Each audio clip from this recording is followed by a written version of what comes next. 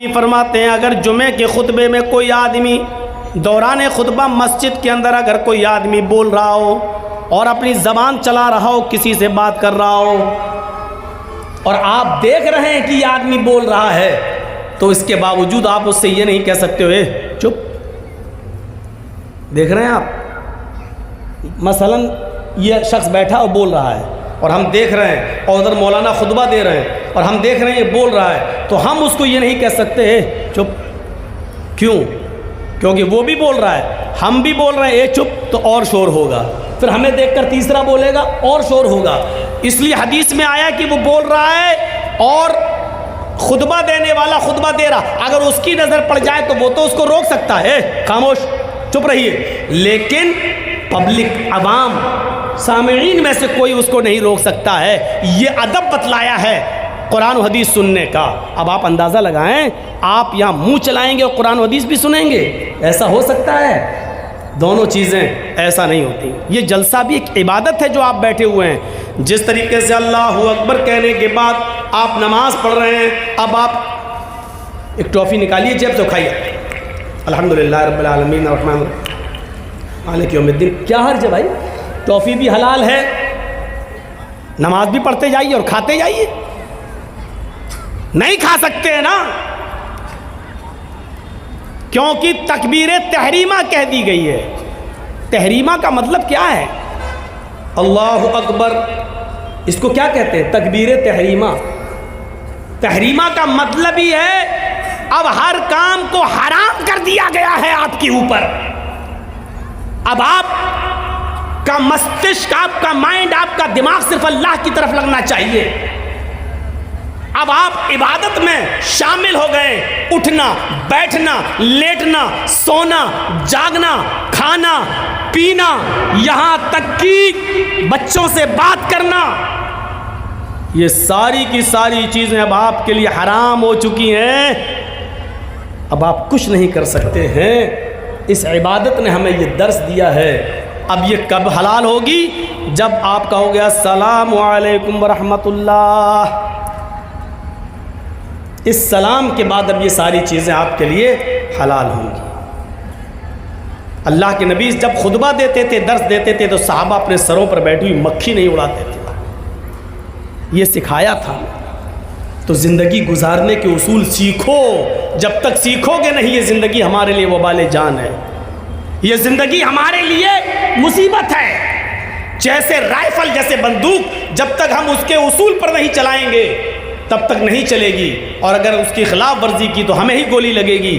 گاڑی جب تک ہم گاڑی بنانے والے کے طریقے پر نہیں چلائیں گے تب تک وہ گاڑی ہمارے لیے وبال جان ہے۔ اسی طریقے سے زندگی جب تک زندگی دینے والے کے اصول پر ہم نہیں چلائیں گے اور نہیں گزاریں گے، یہ زندگی ہمارے لیے وبال جان ہے۔ کتنے لوگ ہیں جو ایڑیاں رگڑ رگڑ کے مر جاتے ہیں، کتنے لوگ ہیں جو کرپشن میں لپت ہو کے مر جاتے ہیں، کتنے لوگ ایسے ہیں جو شراب پیتے پیتے اپنی جان دے دیتے ہیں، کتنے لوگ ایسے ہیں جن کی اسمیک اور گانجا پی پی کر ان کی موت ہو گئی ہے، کتنے لوگ ایسے ہیں جنہوں نے کھینی، تمباکو، بیڑی، سگریٹ پی کر زبان کا اور منہ کا کینسر بنا لیا، اور اس کینسر کے اندر ان کی ڈیتھ ہو چکی اور مر چکے ہیں۔ کیوں؟ کیونکہ انہوں نے اپنی زندگی کو زندگی دینے والے کے اصول پر نہیں چلایا، انہوں نے اپنی زندگی کو زندگی دینے والے کے طریقے کے مطابق نہیں چلایا، اس لیے یہ زندگی ان کے لیے وبال جان بن گئی۔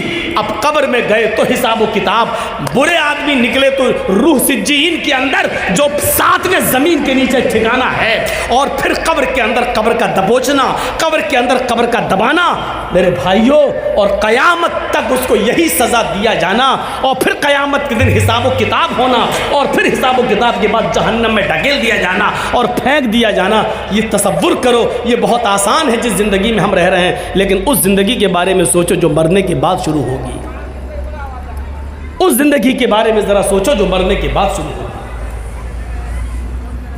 اسی لیے میں نے قرآن کریم کی 3 آیتیں پڑھی ہیں، آج ہم شروعات کر رہے ہیں آپ کے ساتھ۔ سورہ فاتحہ کی 3 آیتیں ہی پڑھی ہیں، شاید میں چل پاؤں کہ نہ چل پاؤں ان 3 آیتوں تک۔ پہلی آیت دیکھیے آپ، اس زندگی دینے والے رب کی طرف سے جو پہلی آیت سورہ فاتحہ کی بسم اللہ الرحمن الرحیم کے بعد جو شروع ہوتی ہے قرآن کی، وہ یہاں سے شروع ہوتی ہے الحمدللہ رب العالمین۔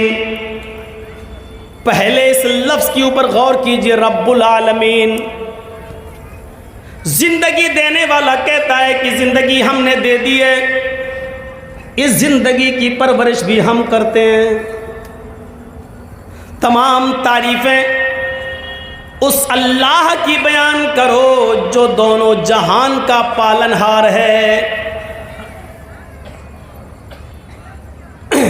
زندگی اس نے ہمیں اور آپ کو دی، زندگی کافر کو بھی دی، زندگی غیر مسلموں کو بھی دی، زندگی یہود و نصارہ کو بھی دی، اور زندگی جانوروں کو بھی دی، زندگی بچوں کو بھی دی، زندگی دوست کو بھی دی اور زندگی دشمن کو بھی دی، زندگی اپنے اوپر ایمان لانے والوں کو بھی دی اور زندگی اپنے اوپر ایمان نہ لانے والوں کو بھی دی یا نہیں دی؟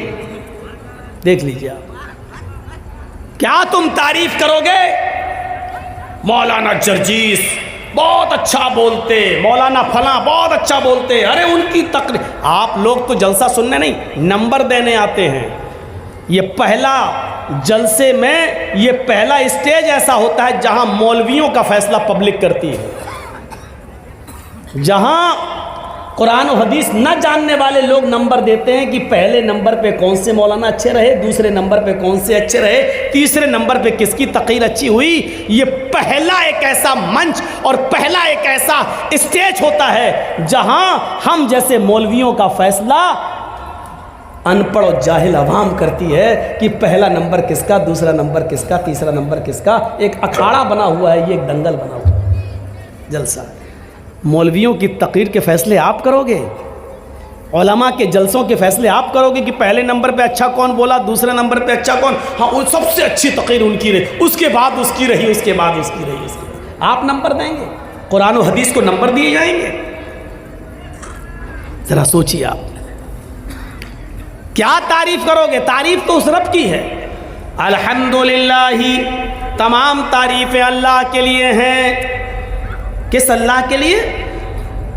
رب العالمین، جو رب العالمین ہے۔ اس نے یہ نہیں کہا کہ ہم رب المسلمین ہیں، صرف مسلمانوں کو پالتے ہیں، یہ نہیں کہا۔ اس نے یہ نہیں کہا رب المتقین ہے، ہم صرف متقیوں کو پالتے ہیں، جو ہم سے ڈرے گا ہم اس کو روزی دیں گے، نہیں۔ اس نے یہ بھی نہیں کہا وہ رب العالمین ہے، رب الانس بھی ہے، رب الجن بھی ہے۔ وہ جس طرح مسلمانوں کو کھلانے اور پلانے والا ہے، اسی طریقے سے غیر مسلموں کو بھی کھلاتا اور پلاتا ہے۔ جس طریقے سے ہمیں اور آپ کو روزی اور روٹی دیتا ہے، اسی طریقے سے وہ یہود و نصارہ کو بھی روزی اور روٹی دیتا ہے۔ جس طریقے سے وہ ہمیں آسمان سے بارش دیتا ہے، اسی طریقے سے وہ غیر مسلموں کو بھی دیتا ہے۔ وہ رب الانس بھی ہے، وہ رب الجن بھی ہے، وہ رب الجمادات بھی ہے۔ یہ پیڑ پودے، ان کو بھی دھیرے دھیرے بڑا کرتا ہے، ان کو بھی پالتا ہے وہ، ورنہ آپ نے تو ایک دانہ زمین میں ڈالا تھا بس، اور کیا کیا تھا؟ صرف اس دانے کو ڈالنے کے بعد آپ تو الگ ہٹ گئے۔ اس آم کی گٹھلی کو، اس آم کے بیج کو آم کے پھلوں تک پہنچانے والا، اور اس آم کے پیڑ کی بھی نشو نما کرنے والا، اور اس آم کے گٹھلی اور بیج کو بھی آم کا درخت بنانے والا وہی رب العالمین تو ہے۔ اس لیے وہ رب الجمادات بھی ہے، رب النباتات بھی، رب نباتات بھی ہے۔ وہ اناج کو بھی پیدا کرتا ہے، پیڑ اور پودوں کو بھی پروان چڑھاتا ہے، وہ رب جمادات بھی ہے۔ جمادات کا مطلب ایک چھوٹے سے ٹیلے کو پہاڑ بنانے والا بھی وہی ہے، ان کی بھی وہ پرورش کر رہا ہے۔ اگر زمین سے کوئلہ نہ نکلے، زمین سے پیٹرول نہ نکلے، زمین سے خزانے نہ نکلیں، تو آپ بتائیے کیا کریں گے؟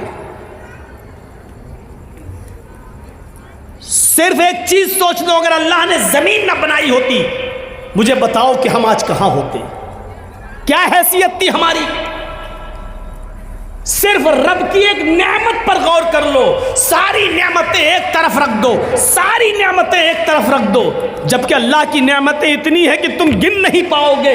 ان تعدوا نعمت اللہ لا تحصوها، میرے بندوں میری نعمتوں کو، میری کرپاؤں کو، میرے انعامات کو، میرے تحائف کو، میرے گفٹس کو اگر تم گننا چاہو تو گن نہیں سکتے۔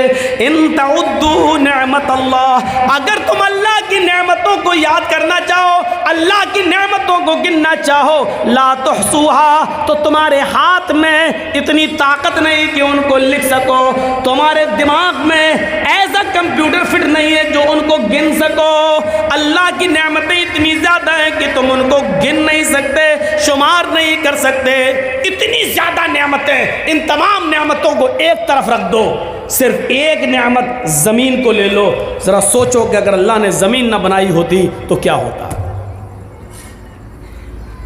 زمین نہ ہوتی تو آج مولانا جرجیز کا اسٹیج کہاں لگتا؟ زمین نہ ہوتی تو آپ کہاں بیٹھتے؟ زمین نہ ہوتی تو اناج، وہ غلہ جو ہم اور آپ کھاتے اور پیتے ہیں، وہ کہاں پیدا ہوتا؟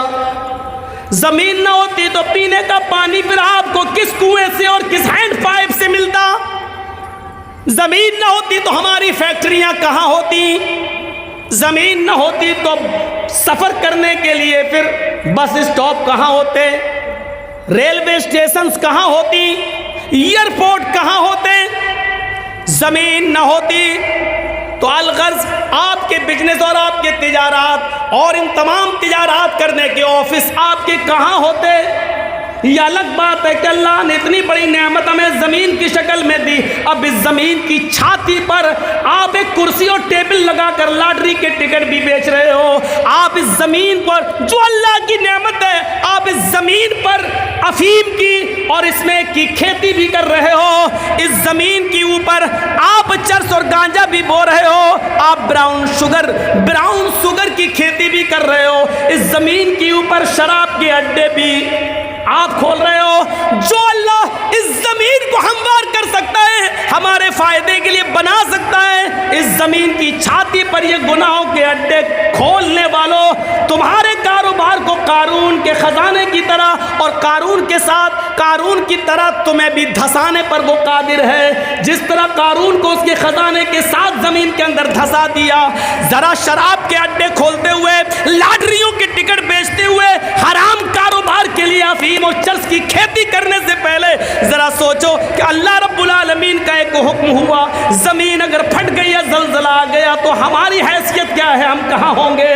کبھی آپ نے سوچا ہے جو اتنی بڑی نعمت دے سکتا ہے وہ اس نعمت پر قادر بھی ہے، وہ اس زمین کے سینے کو پھاڑ کر ہمیں قارون اور اس کے خزانے کی طرح ہمیں دھسانے پر بھی قادر ہے؟ کبھی سوچا ہے ہم نے؟ اس لیے ہمیشہ یاد رکھو، اللہ نے جب اگر یہ نعمت دی ہے تو اس نعمت کا استعمال بھی ویسے ہی کرو جیسے اس نے بتایا ہے۔